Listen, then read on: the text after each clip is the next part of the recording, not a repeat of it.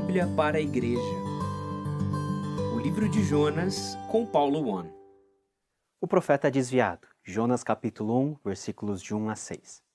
Veio a palavra do Senhor a Jonas, filho de Amitai, dizendo: Dispõe-te, vai à grande cidade de Nínive e clama contra ela, porque a sua malícia subiu até mim. Jonas se dispôs, mas para fugir da presença do Senhor, para Tarsis, e tendo descido a Jope, achou um navio que ia para Tarsis. Pagou, pois, a sua passagem e embarcou nele para ir com ele para Tarsis, para longe da presença do Senhor. Mas o Senhor lançou sobre o mar um forte vento e fez-se no mar uma grande tempestade, e o navio estava a ponto de se despedaçar. Então os marinheiros, cheios de medo, clamavam cada um ao seu Deus e lançavam ao mar a carga que estava no navio para o aliviarem do peso dela. Jonas, porém, havia descido ao porão e se deitado e dormia profundamente. Chegou-se a ele o mestre do navio e lhe disse: Que se passa contigo? Agarrado no sono? Levanta-te, invoca o teu Deus. Talvez assim esse Deus se lembre de nós, para que não pereçamos.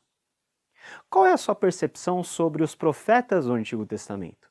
Sem dúvida, você deve considerá-los como grandes homens e mulheres de Deus, e de fato, eles são. Os profetas foram comissionados por Deus em tempos de crise e apostasia do povo. Foram pessoas que Deus usou como seus arautos, seus mensageiros, a apregoar o arrependimento e o retorno à fidelidade à lei do Senhor. Por meio desses grandes homens e mulheres, era como se Deus colocasse seu dedo na história, trazendo, ou tentando trazer, o povo à sua posição original de relacionamento consigo próprio. Era o último chamado de Deus, muitas vezes, antes do juízo e da destruição iminente. Jonas era um profeta desses. Não temos muitos dados históricos a respeito deste homem. Sabemos que ele viveu provavelmente em meados do século VIII a.C., durante o reinado de Jeroboão II, rei de Israel, o Reino do Norte. Aliás, o texto de 2 Reis 14:25 é o único texto para além do próprio livro de Jonas em que esse profeta é nominalmente citado. Quer dizer que se nós não tivéssemos o livro de Jonas, não saberíamos quase nada a respeito de sua vida e muito menos do seu ministério. O livro de Jonas, que será o texto básico da nossa série de exposições, é um livro muito diferente dos demais livros proféticos do Antigo Testamento. E por quê? Justamente porque se trata de uma história, uma narrativa linear que se ocupa muito pouco de uma palavra profética dada por Deus. Deus fala mais com o profeta do que por meio dele. Quer um dado ainda mais interessante?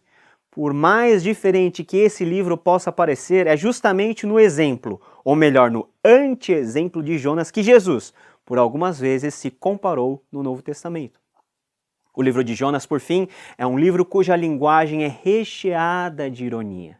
E à medida que formos viajando por esse livro, você perceberá que de quem você espera a maior fidelidade é justamente por quem você mais se decepciona.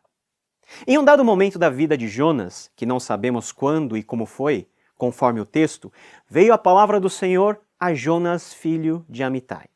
E a mensagem profética era simples, direta, porém muito incômoda ao profeta.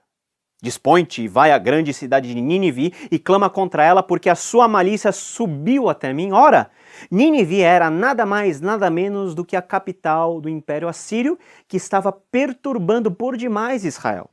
Era como se Deus estivesse enviando o profeta para dentro das fronteiras de seus inimigos para pregar, ou melhor, denunciar o seu pecado, ou como o texto nos diz, a sua malícia.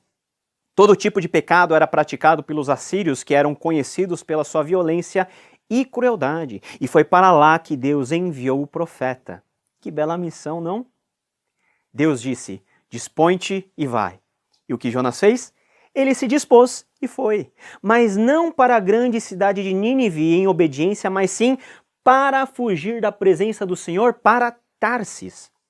Do ponto de vista de Jonas, ele deveria ir para o leste para chegar a Nínive, destino final ordenado por Deus. Mas o profeta tomou o rumo contrário e foi para o oeste, provavelmente rumo a algum lugar no mar Mediterrâneo para fugir da presença de Deus.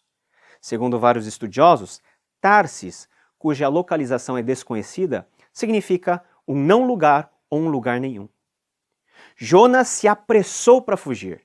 Mas como assim?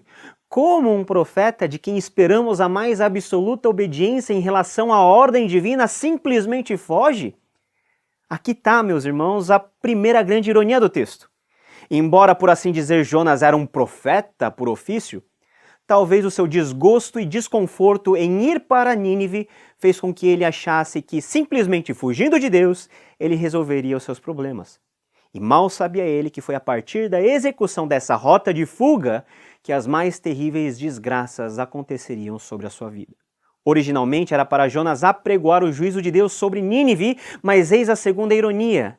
Quem acaba recebendo o juízo de Deus por desobediência antes mesmo de Nínive foi o próprio profeta de Deus, o profeta, a essa altura, desviado.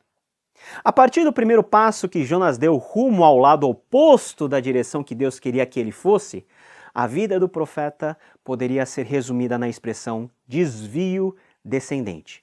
Desvio porque, tecnicamente, Jonas poderia ser considerado um profeta desviado, ou seja, que tomou um rumo oposto à vontade de Deus. E descendente porque a sequência da narrativa nos revela que Jonas só desceu, só afundou na sua própria miséria e desgraça por causa da sua desobediência voluntária e intencional. Descer exatamente para longe da presença de Deus. Quer ver como isso aconteceu? Preste atenção na sequência da narrativa que está a partir do versículo 3. Jonas desce a Jope, cidade portuária principal de Israel. Depois Jonas pega um navio, paga a passagem e entra no navio. E repare que a expressão embarcar no barco, no texto em hebraico, tem a ideia de literalmente descer para o barco. Não cansado de descer, Jonas desce para o porão do barco, onde dorme profundamente. Desobedecer a Deus desencadeia um processo de degeneração.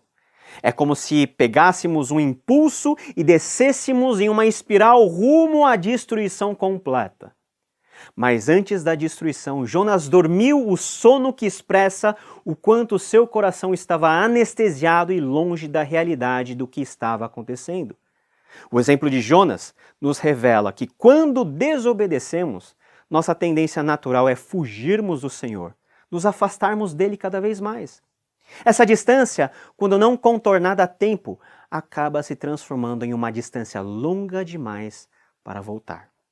Enquanto isso, enquanto Jonas descia por um rumo quase sem volta, o barco onde Jonas estava começou a ser afligido severamente pela tempestade. E o texto diz no versículo 4, mas o Senhor lançou sobre o mar um forte vento e fez-se no mar uma grande tempestade e o navio estava a ponto de se despedaçar. Usando uma linguagem que remete literalmente à ideia do navio se desfazer e virar pó, o narrador nos mostra que aquela tempestade era severa demais para ser vencida pela experiente tripulação. Mesmo aliviando o peso da embarcação, lançando ao mar toda a carga que carregavam, a tempestade não cessou e o barco não estabilizou. Finalmente, como é de praxe agirmos em momentos em que não há mais saída, todos os tripulantes começaram, cada qual ao seu Deus e do seu jeito, invocar por salvação. Só que pera lá, onde estava o profeta do Deus Altíssimo, aquele que controla as forças da natureza? Pois é, ele estava dormindo o sono dos inocentes. E mal se deu conta que toda a tripulação, que não tinha nada a ver com o que ele tinha feito, estava prestes a morrer junto com ele. De fato, só Jonas era culpado por tudo o que estava acontecendo. Mas o pecado, sua dimensão e consequências, não costuma afetar apenas a vida daquele que peca. Pelo pecado de um, por vezes, muitos podem sofrer. E já sem paciência e desesperado, o capitão da embarcação dá conta que Jonas está ausente e ao procurá-lo, o encontra dormindo e profundamente. Ele acorda o profeta dizendo: "Que se passa contigo? Agarrado no sono? Vai, levanta e invoca o teu Deus, porque talvez esse Deus se lembre de nós para que não pereçamos."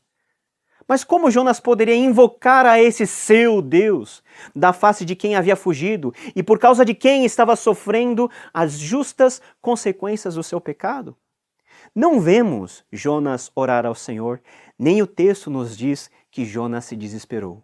Mas naquele momento, Jonas entendeu que tudo aquilo que estava acontecendo era por sua culpa somente. A emenda saiu pior do que o soneto.